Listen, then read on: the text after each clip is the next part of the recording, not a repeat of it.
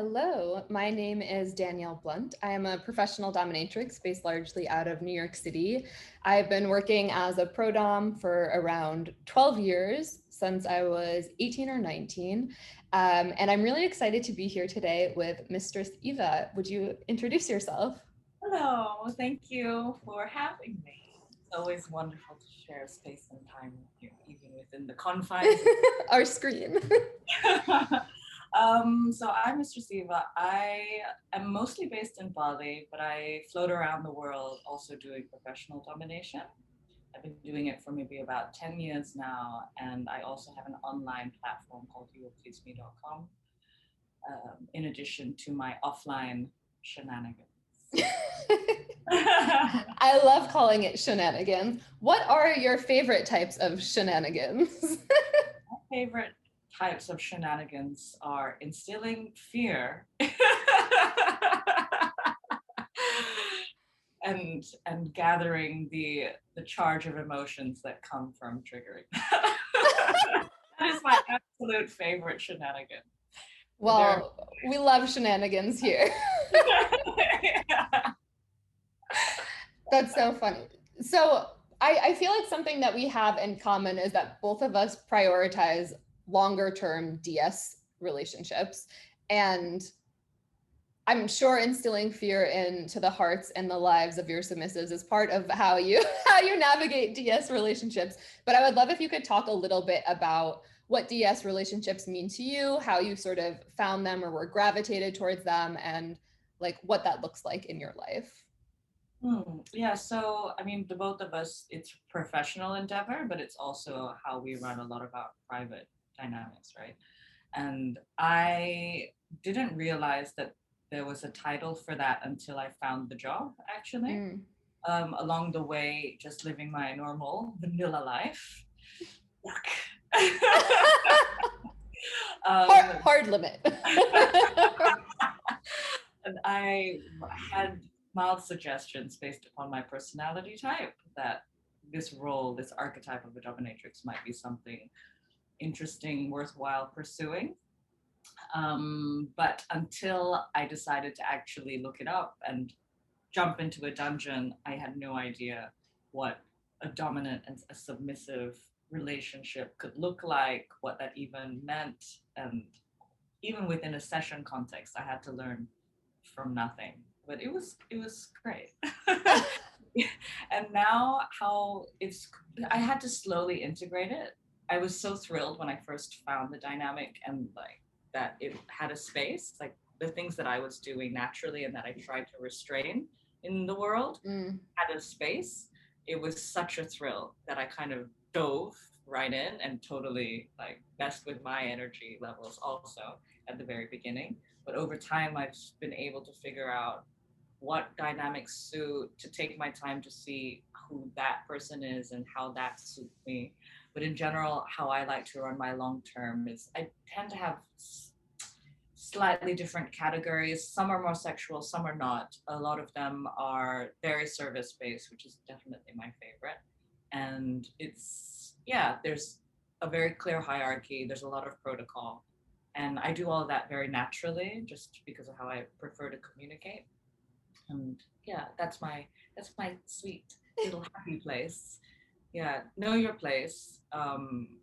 Be big enough to move with me in the world. Mm. That's So such a big one. yeah, understand that you need to listen. I love that. And I think what you said about like be big enough to move with me in the world is something that resonates a lot in my practice is like I have no interest in dominating someone who like can't keep up with me. Yeah. Yeah, or who's just like a sniveling mess or just like is submissive to everyone.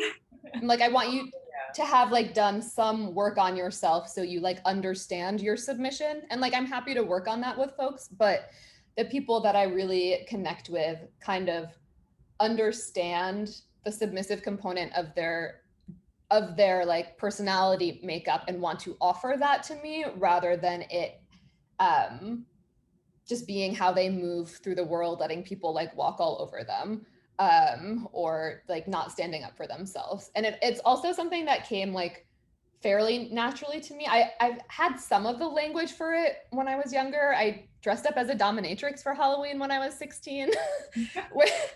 And when I borrowed a pair of leather boots that I later found out were my mom's. So that was lovely to find out. But I was always like asked when I was younger, is like, why do you feel so comfortable asking for what you want? And my response, like very not sarcastically at all, was like, why wouldn't someone want to give me what I wanted? Like I feel like I'm giving, and like I mean that in a very much like if someone like cares about me and wants to please me, why would they not want explicit instructions on how to do that? And it was sort of like thrown back at me as if like this personality trait is like unbecoming or like not very ladylike, or like all of these different negative stereotypes of like what it looks like when women embody their power and can articulate what their desires are. But it was from a very early age, I was like, and that's how I got the name Blunt. Was I was told, I've since like refined my craft, but I was told I just like would tell people things before they were ready to hear it, and it would just sort of break them emotionally. And now I do that in like the context of a consensual power dynamic within a scene. Um, but it's always been about like truth and honesty for me have been at like the core of my DS, and like why wouldn't you want to know something about yourself that someone else sees? Because people don't admit these things to themselves because they're terrified, they don't want to change, they have an illusion of who they are, it's much more comfortable, so many things. And I mean, I know that Sounds so boring though. both you and I like to cut through the bullshit and make sure that it's, for me, it just makes people much easier to relate to. Mm. They can understand those things about themselves, and it's just so much more easeful. And I much prefer that. And honest. I very much like describe my domination style, especially when playing with humiliation, is like holding up a mirror to someone. It's like, what's more humiliating than being seen, or like being yourself, or like being perceived for like who you are when you like strip away all of the like extraneous things that you've used to like kind of mask yourself. Yeah, it's extreme vulnerability, and I think that I talk about fear and we talk about stripping away of ego, but essentially for me, I enjoy it because I walk around through the world as I am, you know, Mm-hmm. and I take on critique very easily, Mm-hmm. and I I'm kind of in a vulnerable state, as powerful as it seems to be, and as like much force as there seems to be in how I can ask for things be. I am essentially quite a vulnerable person. My heart is very open, and so when I don't see that in the people who come towards me, I kind of break it so that I can. And it's a way for me to connect, to actually connect with somebody. Mm. Otherwise, it just feels like irrelevant, unnecessary. Just why am I using my time and my energy on somebody who's not giving back to me? And it's a very great strategy and technique to do that from a DS perspective, I believe. Yeah. And it's so interesting when you talk about like I had this visual of you like ripping into someone's heart. Like I know it's in there somewhere.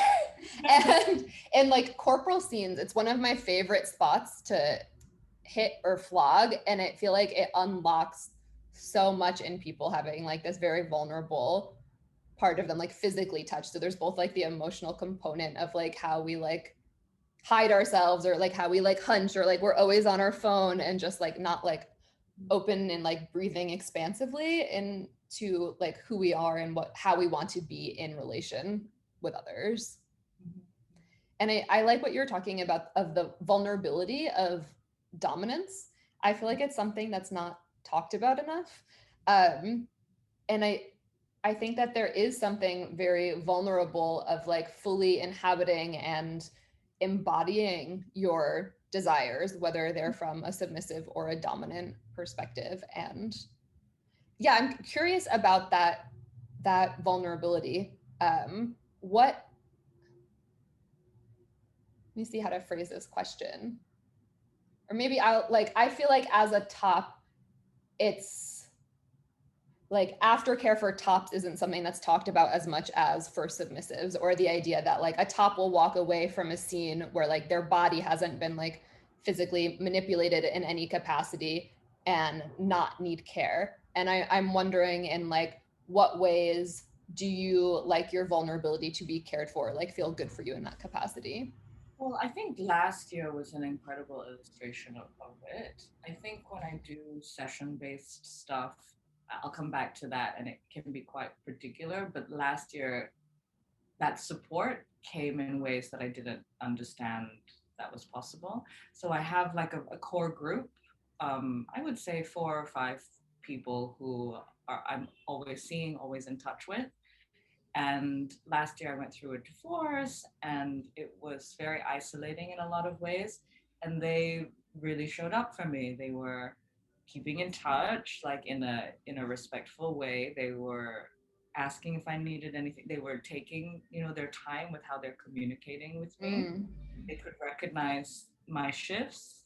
They would try to support me through my shifts. And they were so watchful, actually. mm, And I really appreciated that they could be there for my process and not burden me also with how worried they were or are. right. And like once they've seen me lift, like the last few months especially, then like the communication about what was happening kind of comes through. It's just like yeah, I'm very grateful for how healthy my relationships are. That's that's a It's big thing. a lovely support network, and that's kind of how they've been there for me in a big capacity. And then when it comes to play and the intensity of time together and the intensity of high level protocol and corporal especially, and the drops that all of us drop into, what do I appreciate? I think my thing is that caring for someone, being aware of where they're at, is a big part of me feeling integrated anyway. Mm, So the aftercare process, or the how was it for you, and the kind of process that I pull people through is very helpful for me in itself. And then I think I don't know how much more that the subs can do for me, but I do things for myself, and mm, especially connecting with other tops. yeah. I think that is probably my biggest source of grounding, yeah, and reintegration. It's to hear the perspective of other people who are coming at it from where I am, and yeah, and seeing how they're navigating it as well, and understanding that it's a difficult reality for all of us. Yeah. Definitely. Yeah, I feel like the like Femdom community is so helpful and supportive for that, for like those shared experiences, or like something feels weird or like kind of like goes wrong, to like be able to like share that information and like support each other. Um I found what you were saying about like the support that you received from your submissives while you were going through your divorce to be like really powerful, and like this vulnerability. Something that I've found in my practice is that subs are not always up for that task, and I think it has to do with the like fetishization of dominance versus being in DS dynamics. And like I've definitely experienced both those who are capable of supporting me through crisis or like life changes, and those who um, are not able to. And and I think like space and intentionality is a really big part of successfully navigating those shifts in any relationship, and maybe particularly a DS dynamic. But I think that there's something about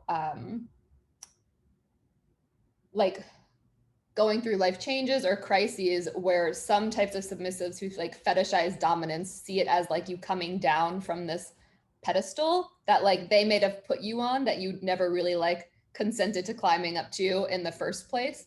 um and so I find that really beautiful that you were able to receive that support from your like core group.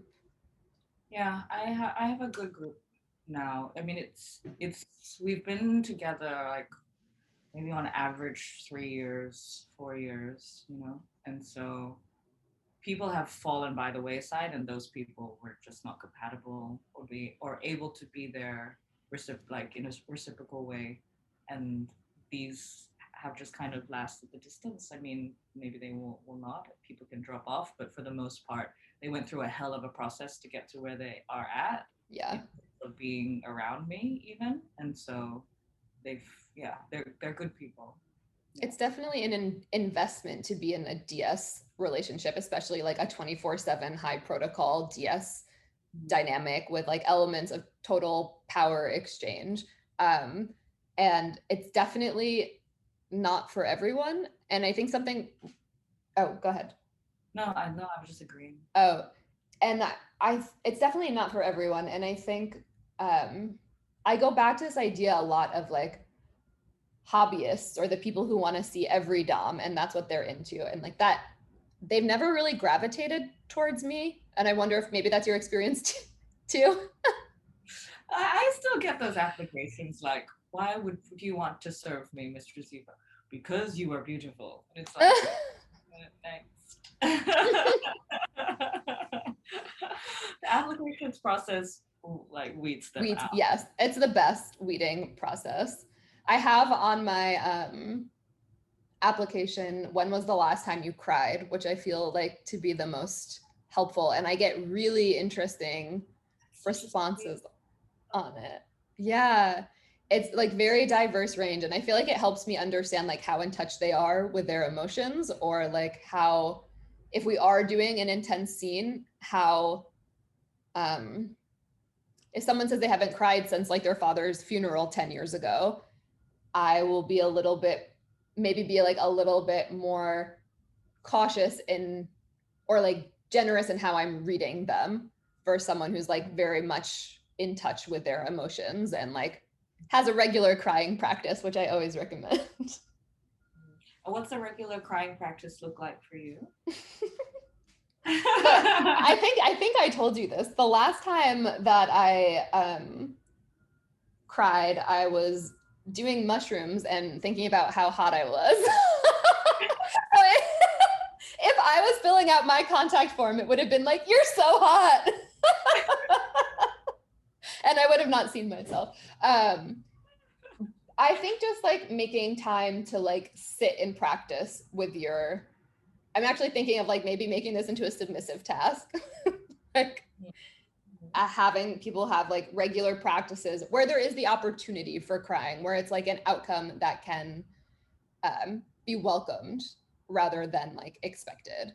I had a scene where someone really wanted to cry, and I find that really hard to, I try and like explain to folks like I'm not very outcome oriented, other than like in like protocol and like how I want my relationships to look. But like I think just like focusing on the outcome of like wanting to cry, just like focusing on like coming, can make it more evasive and more difficult. Whereas if you're just open to the experience and whatever outcome comes from it, it's much more likely to happen in my experience. Yeah.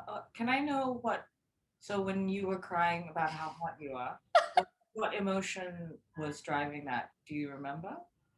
I think I went through periods during the pandemic of feeling like very disembodied and like not very like living in my body. And it just felt like this point of like radically feeling like myself and in my power, and like very like grateful for that experience of getting to like inhabit my body and my power. Yeah, beautiful. Love it. Have I cried over how hot I am before? No, I think that needs to be an exercise. Yeah, maybe you should practice. I cry at lots of beautiful things, like little beautiful things. You're very beautiful. Little things in nature, or when people like are singing or like dancing, like really beautiful. Yeah. Then those things trigger tears. Yeah. It felt very much aligned with that. Like seeing a beautiful lighting also gets me. It like it either makes me come or cry. We don't know which will happen. Right? Like a little sliver or something, right? Yeah. Just coming through the building or something. Yeah, little sunbeams. Good lighting is important. Ah, so sweet. It's a lovely, rich, it's a very rich life. It really is. I feel like I've gotten to experience so much that I wouldn't have. And like not even like in like the travel or like the beautiful things, but like really getting to go deep in people's psyches and explore really intensely with them one-on-one. When I have my bachelor's in psychology and was thinking about going back to school to become like a practicing psychologist, and I was like, my license would be taken away in a week, and like um and like what I'm interested in is so much more somatic. It's like I love when my submissives, part of like being in like a longer term DS dynamic with me, I have people see kink friendly therapists. I find it like very helpful for them to have a space to process our relationship, especially um especially because a lot of people might not have community to do that with, and I Or don't. experience. It's like often of the first time for a lot of my people, Yeah. and it's such a it's like a radical form of relationship, you know, because I think in a lot of vanilla scenarios, there's not as much talking, there's not as much Right. truth, there's not as much negotiation, and I think it's there's so much that opens up within people. Yeah. You're in a structured kind of BDSM DS dynamic. Yeah. And like I'm a professional dominatrix, but I'm not a therapist. Yeah, yeah, and it's very heavy to carry that role also. I think Yeah. a lot of us is since we're in kind of caring roles, it's we tend to gravitate towards, and I've definitely over the years had to check myself to make sure that I didn't carry that role as well. It's like I'm a partner Right. and you need to look after your shit too. And this is Yeah. something that really came to me from the divorce, especially because I am somebody who's always checking in. Like, are you Mm-hmm. all right? What is it that you need? What is it that you want? Are you feeling fulfilled? Is this okay? I do that pretty constantly. And I could kind of tell that my ex didn't fully express everything and was very like stunted when it came to Mm. that. And now I'm thinking of that and totally forgot. Oh yeah, and but then when everything kind of fell apart and it was his decision of to like kind of remove from it, and he did it in a very non-collaborative way, it was like heart wrenching for me because I thought, what the hell did I do? Because I Mm-hmm. was trying to like be there all the time and check in and make sure everything was fine and where's your head at and how are we. But and then I blamed myself, and that has been such a good experience for me because it showed me that I tried not as hard as I could. And at Right. the end of the day, even though they're in like a more submissive position and role and personality, there still needs to be some accountability, you know, Mm-hmm. some And self. that collaboration that you're talking about, like there are so many ways to have relationships, and I love how you use the word collaboration as a really big part of that. And I I was a bunch of my friends are psychologists and psychoanalysts, and I'm always chatting with them. And I've had a few, they're on my YouTube channel, but a few conversations about like BDSM and somatics, and a large conversation about uh, counter transference and counter transference between DOMs and their clients, because it was something that I was seeing come up a lot. And I'll just give like a really shitty definition of transference because I don't have it off of the top of my head. But it's like a process in therapy where the client is kind of projecting things onto the therapist, or the therapist is maybe projecting some things from their personal relationships onto the relationship with the patient. And I was really, especially because I do a lot of like very hard mommy stuff, I was noticing a lot of people's mommy issues being triggered and being projected on me. And this kind of goes back to what I was saying about being put on a pedestal, where I was like very hyper attuned in a scene and like very aware, and to a point where people are telling me that like I can almost read them better than they can read themselves at certain points in a scene. But that's not a level of attunement that is capable to happen all of the time.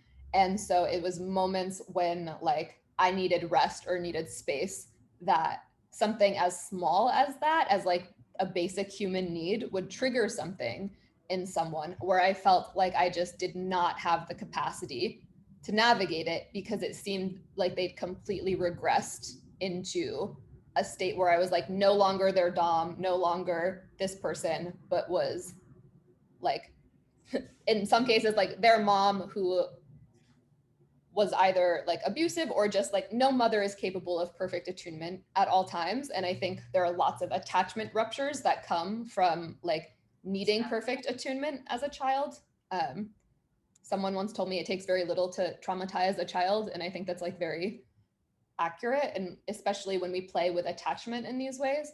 So I think it's something that I've definitely noticed and like created new boundaries around, of like, because we are like these very caring types, and it's like, oh, like I know what you need to do, but also I'm not a therapist, and like there are other professionals that you should be seeing like in conjunction with some of the work that we're doing, so that I don't feel the need to do it, and know that you're getting that support. Yeah. Yeah. So that it's not like on there's a dynamic that's unequal, but there's like a responsibility and there's a personhood that is needs to be equal. You need a personhood to like destroy someone's ego. Like there has to be a person there before you can fucking tear them down. Yeah, into a better person. Yeah. In my vision. Yeah. It's a pretty good vision, right? Pretty good vision, yeah. Yeah, yeah, yeah. Transference. I mean, but is that not just how we navigate the world in general? Mm-hmm. Being aware of that. Yeah, and yeah, and this like the triggering thing and the expectation of the relationship thing. I have a friend who's going through a separation now, and he's really concerned about his child and how the child will respond to the breaking up of the home. Mm-hmm. And I don't know where it came from, but I said something like, and he was really upset that he was going to disappoint such an innocent thing, and it's like Mm-hmm. it's unavoidable. The Yeah. more that you protect the less they're going to be able to navigate the world, and it's only about how I think you come together again. You know, Right. this shit's going to happen, but it's like how do we process it together? Yeah. I think, yeah. And like the opportunity for repair. It's like Yeah. one thing that the therapist said in that interview was that rupture is inevitable, but repair is possible, is something that I kind of held on to in my relationships, is like it's, and like how I negotiate scenes has shifted from like has shifted, and I try to incorporate like what do we do when something goes wrong into the conversation with people that I'm playing with long term, because I feel like it emphasizes the fact that like something is likely to go wrong at some point, because we're like two different people with different experiences and no communication is perfect. Yeah. It's shocking sometimes to come across people who like have such terrible conflict resolutions. Truly, Like truly. how do you move through the world? How do you expect that you're not going to fight with somebody or find a disagreement that's really painful? I just don't. Where have you been?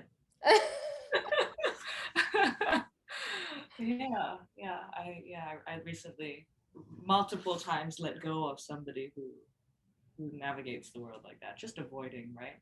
Hiding. Yeah. And the avoidance, or like the disappearing or retreating, rather than like facing Yeah. what has happened. And feeling the bullshit, you know? Just too weak, I guess. Like not brave enough yet. Truly. I think that is a part of it. It like it definitely takes like bravery, and I think it is also like a skill to be developed, of like How to slowly open up into feeling those sore points. Yeah, yeah. the majority of the people who I see are now, because of like the tributes that I ask for, they tend to be much older, and Mm-hmm. they've had families, they've probably been through a divorce or two, and they've been like working for a really long time, and they've traveled a lot because that's how they have to keep up with me. So it's just that it's like a specific kind of person. And I think that probably helps them also. Just they've had to learn a lot of resilience, and I Mm-hmm. because I really believe like the people who have stuck with me and who I see regularly and who fight to be with me, they're so adaptable and strong, and Mm-hmm.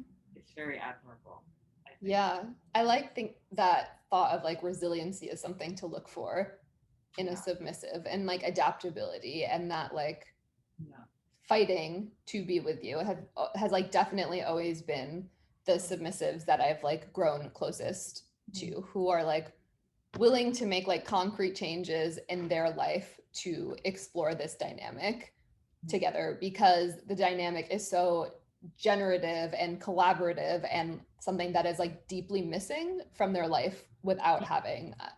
yeah. And I think I'm doing that also. I think I'm further kind of along the line because I've been doing it like selectively for so long. So I don't maybe feel like I have to change so much. But Right. I think on the level, it's just what happens, right? I think it's definitely like a privilege to be able to be selective with like who you see, and like a privilege of like building a career and like marketing in order to like manifest those types of dynamics. But yeah, like once, like when I was no longer doing like regular like hourly sessions in a dungeon that I was renting, the and like I didn't have the financial need to do that anymore, the caliber of the people that I was seeing were so much more aligned, because I could say no to like, right now I'm like saying no to like 95% of the inquiries that come my way because they're not interesting to me, and it's not worth my energy to invest in that. And I think like that's really the truth of like what makes what makes what I do so enjoyable right now. Mm. Yeah, that you're playing on your terms Mm-hmm. rather than playing for money, which is fine. But yeah, it definitely shifts the relationship to that time within yourself. And it's more energetically generative, I believe. Definitely. Yeah, and like very built on like reciprocity. I find to be my favorite DS dynamics, where like seeing someone like so fulfilled from their devotion and surrender and submission to me, I find to be like such a beautiful way of relating to people, Yeah. and like very rare. Mm. Yeah, the gratitude. Mm. Yeah. Yeah, I asked that actually. Like, saw a sub of mine the other day, and he was just like saying goodbye, and I let them hug my legs goodbye sometimes. and and I don't know where, I think because I felt so grateful for him in that moment. I said, "Do you feel like I'm grateful for you?" Mm. And I think it's very important, or at least it felt like it. That feels important, Yeah, that like, they understand that also. yeah, and that it's flowing both ways. Yeah. It have always been my most interesting Mm. dynamics, where there's like It's not just a like a financial. This is that here's what. that's hot and like great, but it's, Yeah, I think that there's much.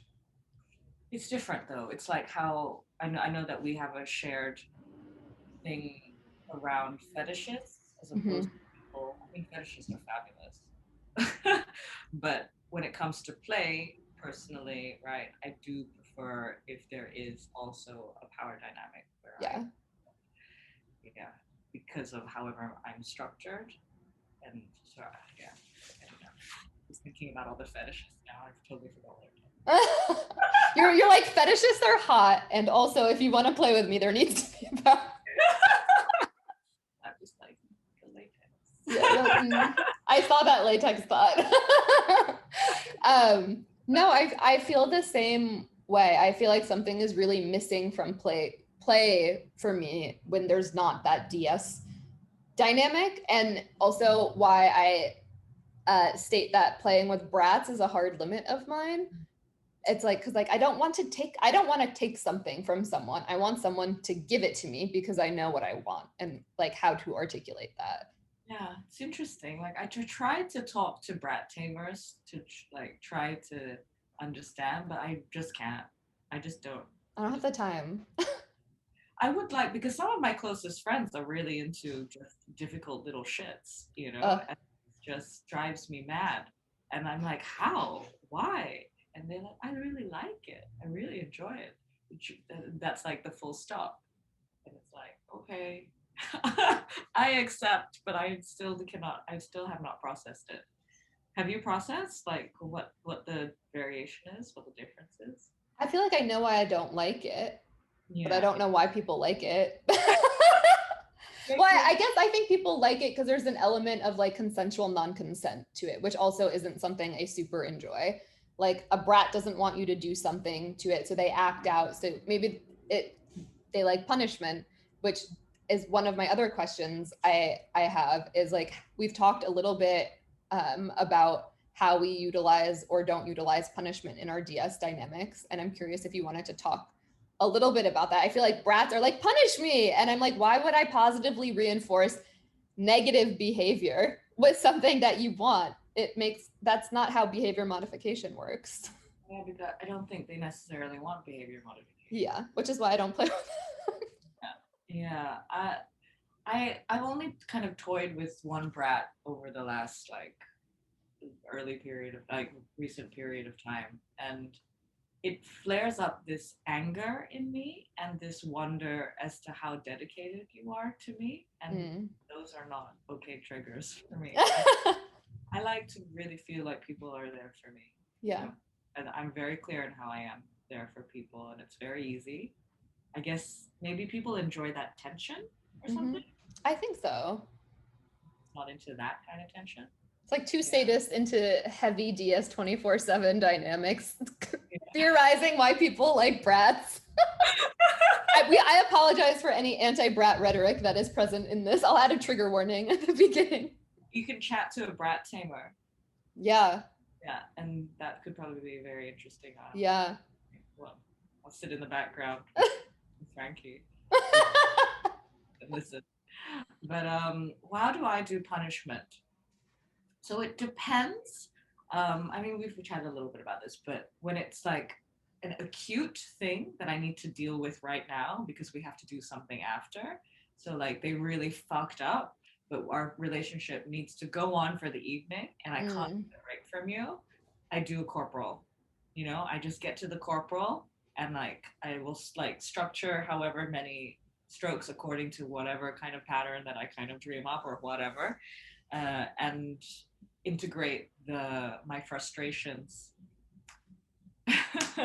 So an example would be actually this was a very structured scene that wasn't out of it, but there was a point in time where my sub, one of my subs was like dating, like, and on the dating apps, and but doing it in a really like, how do you say, like, with not a very invested way. It was like very like Fuck boy. shallow. Yeah, like in a very fuck. And I was not happy about finding out about that, and so I like did a discipline scene around the numbers that he was kind of engaging Ooh. with, and how many days since I drew a line that he needed to like improve on that, Right. as well as the date that he went on, and all of these things. So I like structured things around that, and I chose different implements for variation of my feeling, and I also made sure that each like section was understood for what, Mm. and that was a very deliberate process. But sometimes it's a little bit more short form just to get the rage kind of across Yeah. and bring back the equilibrium for me, and then I can keep going with you. So that's how I do it sometimes. But my preferred is the behavior modification route, Yeah. not necessarily using corporal. It's more, this is how I'm upset. This is like why. And these are the things that could change to make sure that this does not happen again. And maybe these are your motivations. And what are we going to do about that? I need you to do something about that. And here's the line, and I need time away from you and your bullshit, basically. Yeah. Yeah. That's always been my MO is like space. It's like if you like don't come correct, like you don't have access to me and like taking away access. And it's so interesting. I feel like learned so much from training Frankie, from doing dog training, about punishment in DS dynamics. And something that my trainer talks a lot about is the difference between a consequence and a punishment. And I think it's very different with dogs because you have like a 1 second window to provide a correction where they understand that whatever is happening, like a or like a hiss or something like that, a stomp, that they understand that that's correlated with a behavior that you don't want to see repeated again. And it can be very, very effective. But if I was to like, if he was to do some bad boy behavior and then we were to come home and I were to do that, he would have no idea what it was about. And then it becomes punishment where it's more about like what my feelings are about the situation. And I try and be very aware of that, of like, what is because of this person and their actions, and like what is because of what it brought up for me. I did one punishment that I did, which was kind of more like fun. There wasn't like any anger behind it. But a submissive had a bedtime, a little that I was training had a bedtime, and we were planning an in-person session, and they had to tally up every minute that they were late for bedtime once the alarm went off on their phone. And then for however many minutes they were late, they would have to sit in corner time for the beginning of our session. And so it really, like, there was like also like a huge incentive to not fuck up. And they overall did a really, really good job and like maintaining what we had said, and like the punishment feeling like in relationship to what had happened. But I've never really been one to do corporal punishment as actual punishment, just because I found that I play a lot with masochists, and they like it. So then they're getting something out of it. And I don't want to like incentivize brat-like behavior, but I think like punishment for me looks like lack of access, and like taking away access or different parts of myself that I've shared until you earn it back, because I want to incentivize better behavior, rather than what is precious to us, right? And our time and our energy and focus on you is so valuable to me. Right. Therefore, I will take away the thing that is so precious and that takes so much energy from me. It's just, I guess, what is precious to us. It is. And how do you navigate like having intense conversations when things come up in like 24/7 DS dynamics, or just like when you're playing with power exchange in relationships, where like I always try and be aware of like being receptive to feedback to see like if there was a place that I fucked up, with like not being the like I'm always right and incapable of flaw style domination. But I'm wondering if there are like any like things that you have to share about like navigating conflict in that capacity, or like if you were to like, if someone were to think like a punishment were unfair, or if like they didn't think what they did was bad, or like they just like aren't on the same page as you are.